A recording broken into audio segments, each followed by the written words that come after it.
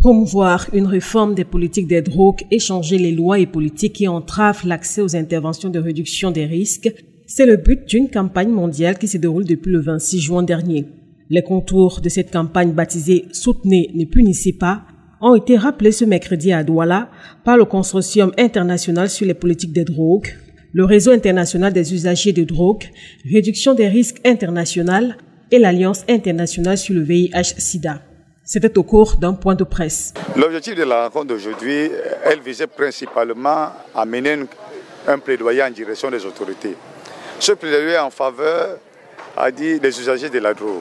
Nous souhaiterons que l'État puisse mettre un programme sur pied pour prendre en charge les usagers de la drogue. Vous savez, déjà, le drogué au Cameroun n'est pas forcément considéré comme un malade, mais il est considéré comme au même titre qu'un voleur, au même titre qu'un voleur, au même titre qu'un tueur. Et pourtant, les conséquences liées à la consommation de la drogue sont dramatiques. Le lieu est catastrophique. Le tramol, la taille, le caillou sont remplis dehors. Partout, il y en a. J'ai eu interview dans plusieurs établissements. Ici, dans les établissements, on fait le choix d'exclure. Ils disent, on exclut, ce n'est plus notre problème.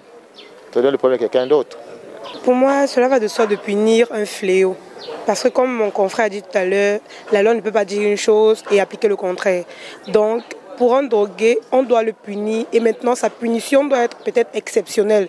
En 2017, l'Office des Nations Unies contre la drogue et le crime estimait à 29,5 millions le nombre de personnes dans le monde qui souffrent de troubles liés à la consommation de stupéfiants.